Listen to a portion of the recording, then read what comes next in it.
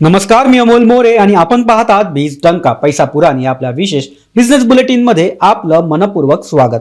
आजच्या आर्थिक घडामोडींमध्ये ग्राहक, गुंतवणूकदार आणि उद्योग जगतासाठी महत्त्वाच्या बातम्या आहेत। सणासुदीच्या आधी साखरेच्या दरावर नियंत्रण ठेवण्यासाठी केंद्र सरकारचा मोठा निर्णय, एफडी धारकांसाठी आरबीआयचे नवे पारदर्शक नियम, ब्रिटन आणि युरोपमधून भारतात गुंतवणूक आणण्यासाठी ग्रीन चॅनलचा प्रस्ताव, मॉरिशस सोबत 5 वर्षाचा इंधन पुरवठा करार आणि दुसरीकडे सोनं आणि चांदी यांच्या दरात पुन्हा एकदा तेजी। म्हणजे आजच्या बुलेटिनमध्ये तुमच्या खिशापासून शेअर बाजारापर्यंत परिणाम करणाऱ्या महत्त्वाच्या घडामोडी आपण जाणून घेणार आहोत। सर्वात आधी बातमी साखरेची। सणासुदीच्या काळात साखरेच्या वाढत्या किमतींना लगाम घालण्यासाठी केंद्र सरकारने 31 ऑक्टोबर 2026 पर्यंत 10 लाख मेट्रिक टन कच्च्या साखरेचा शुल्कमुक्त आयातीला परवानगी दिली आहे। गणेशोत्सव, दसरा आणि दिवाळीच्या काळात साखरेची मागणी ही वाढत असते। मिठाई, बेकरी, पेय आणि घरगुती वापरामुळे मागणी वाढण्याआधी बाजारात पुरेसा पुरवठा ठेवण्याचा सरकारचा प्रयत्न आहे। गेल्या काही आठवड्यात मर्यादित पुरवठा, कमी सुरुवातीचा साठा आणि वाढती मागणी यामुळे साखरेच्या किमतीवर दबाव आला होता। त्यामुळे आयात वाढल्यास बाजारातील उपलब्धता सुधारण्याची आणि दरांवरील दबाव कमी होण्याची शक्यता निर्माण झाली आहे। ग्राहकांसाठी हा दिलासादायक निर्णय असला तरी साखर कंपन्यांसाठी मात्र चित्र जरा वेगळं आहे।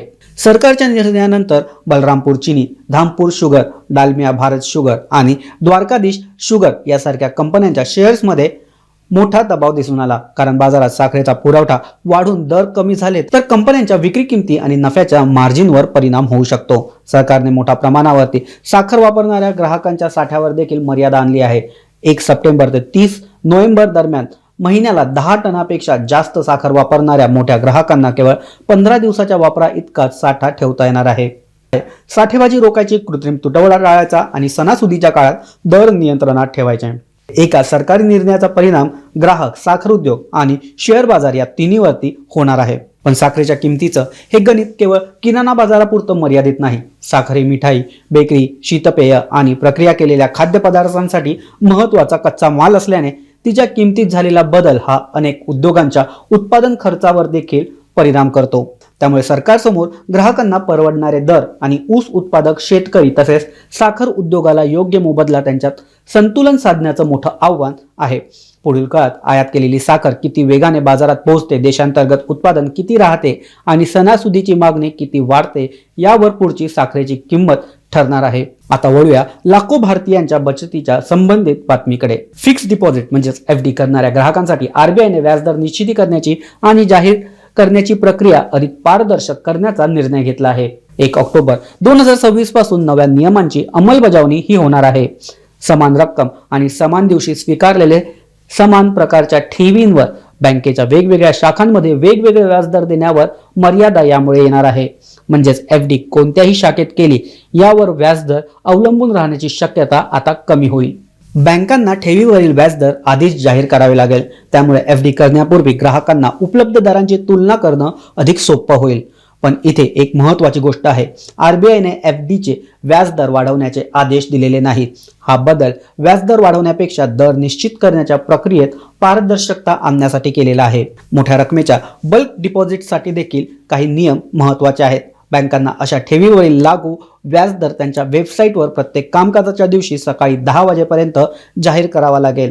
जास्तीत जास्त 10 वाजून 10 मिनिटं इतकी अतिरिक्त मुदत दिलेली असेल। आधीच केलेल्या एफडीच्या करारातील व्याजदर अचानक यामुळे बदलणार नाही। मात्र एफडी मॅच्युअर झाल्यानंतर ती पुन्हा गुंतवताना त्या वेळेचा नवीन व्याजदर तपासणं महत्त्वाचं ठरणार आहे। थोडक्यात आरबीआयचा हा निर्णय जास्त व्याज देण्यापेक्षा व्याजदराची माहिती अधिक स्पष्ट करण्यासाठी आहे। आता पुढची बातमी भारतात येणाऱ्या परदेशी गुंतवणुकीसाठी। ब्रिटन आणि युरोपियन युनियन मधील कंपन्यांना भारतात गुंतवणूक करणे अधिक सोपं आणि जलद व्हावं यासाठी सरकार ग्रीन चॅनल तयार करण्याच्या विचारात आहे। सरकारी मंजुरी, विविध विभागाशी समन्वय आणि नियामक प्रक्रिया यामध्ये गुंतवणूकदारांना मदत करण्यासाठी ही व्यवस्था काम करणार आहे। भारताची मोठी बाजारपेठ, वाढती ग्राहक संख्या, डिजिटल अर्थव्यवस्था आणि उत्पादन क्षमता यामुळे परदेशी कंपन्यांसाठी भारत आकर्षणाचा केंद्रबिंदू आहे। मात्र गुंतवणूकदारांना केवळ मोठी बाजारपेठ पुरेशी नाही, त्याला स्पष्ट नियम, जलद मंजुरी, स्थिर धोरण आणि सरकारी यंत्रणेशी सहज संवाद हा देखील हवा असतो। त्यामुळे ग्रीन चॅनलचा प्रस्ताव प्रत्यक्षात प्रभावीपणे राबवला गेला तर भारतात व्यवसाय सुरू करण्याची प्रक्रिया आणखी सुलभ होऊ शकते। प्रस्तावित व्यवस्था जपान आणि दक्षिण कोरियासाठी असलेल्या जपान प्लस आणि कोरिया प्लस या यंत्रणाच्या धर्तीवर असण्याची शक्यता आहे. ब्रिटनकडून भारतात सप्टेंबर 2024 पर्यंत सुमारे 35 अब्ज डॉलरची इक्विटी गुंतवणूक झाली आहे. आर्थिक वर्ष 2026 मध्ये ब्रिटनकडून सुमारे 1 अब्ज डॉलरची इक्विटी FDI भारतात येणार आहे. दुसरीकडे मार्च 2024 पर्यंत ब्रिटनमध्ये भारतीय कंपन्यांची गुंतवणूक सुमारे 19 अब्ज डॉलर इतकी होती. जुलै 2025 पर्यंत ब्रिटनमध्ये 971 भारतीय कंपन्या कार्यरत होत्या आणि त्यांच्यात 1 लाखाहून अधिक कर्मचारी काम करत आहेत. भारतात 667 ब्रिटिश कंपन्या कार्यरत असून त्यांच्याशी संबंधित रोजगार हे 5 लाखाहून देखील अधिक आहे. म्हणजेच ग्रीन चॅनल प्रभावी ठरल्यास नव्या गुंतवणुकीसोबतच उत्पादन, रोजगार, तंत्रज्ञान आणि स्थानिक पुरवठा साखळीला देखील चालना मिळणार आहे. मात्र इथेच एक गोष्ट महत्त्वाची लक्षात घ्यावी लागेल. गुंतवणुकीची घोषणा आणि प्रत्यक्ष प्रकल्प उभारणी या 2 वेगवेगळ्या गोष्टी आहेत. त्यामुळे भारतासाठी भविष्यात केवळ FDIचा आकडा महत्त्वाचा नसेल तर प्रत्यक्षात किती उद्योग उभे राहतात, किती रोजगार निर्माण होतात आणि किती निर्यात वाढते हे देखील महत्त्वाचं ठरणार आहे. आता परदेशी गुंतवणुकीपासून थेट ऊर्जा सुरक्षेकडे वळूया. भारताने मॉरिशियस सोबत 5 वर्षाचा दीर्घकालीन इंधन पुरवठा करार हा केला आहे. या करारानुसार मॉरिशियसला भारताकडून petrol, diesel, marine gas oil आणि विमान इंधनाचा नियमित पुरवठा हा केला जाणार आहे. केंद्रीय पेट्रोलियम आणि नैसर्गिक वायू मंत्री हरदीप सिंह पुरी यांच्या मॉरिशियस दौऱ्यात इंडियन ऑइल कॉर्पोरेशन आणि मॉरिशियसच्या स्टेट ट्रेडिंग कॉर्पोरेशन मध्ये हा करार हा पूर्ण झाला. तेल आणि नैसर्गिक वायू क्षेत्रातील सहकार्य वाढवण्यासाठी स्वतंत्र सामंजस्य करार देखील करण्यात आला आहे. मॉरिशियसच्या पेट्रोलियम गरजा मोठ्या प्रमाणावर आयातीवर अवलंबून असतात आणि त्यांचं वार्षिक इंधन आयात बिल हे 1 अब्ज डॉलरपेक्षा जास्त असतं. त्यामुळे जागतिक तेल दरातील चढ उतार आणि पुरवठा साखळीतील अडथळ्यांचा थेट परिणाम तिथल्या अर्थव्यवस्थेवर होत असतो. 5 वर्षाच्या निश्चित पुरवठा करारात मॉरिशियस ऊर्जा सुरक्षेच्या दृष्टीने महत्त्वाच्या गोष्टी होणार आहेत. विशेषतः पश्चिम आशियातील तणाव आणि होर्मुझ समुद्रधुनीसारख्या महत्त्वाच्या तेल वाहतूक मार्गावरील जोखीम पाहता दीर्घकालीन पुरवठ्याला मोठं महत्त्व प्राप्त होतं.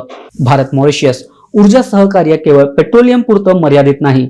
हेनेरिएटा येथे 8 मेगावॅट क्षमतेच्या सौर ऊर्जा प्रकल्पात भारताचा सहभाग हा मौल्यवान असणार आहे. मॉरिशियसमध्ये तरंगता सौर ऊर्जा प्रकल्प उभारण्याच्या दिशेने देखील सहकार्य आता सुरू आहे.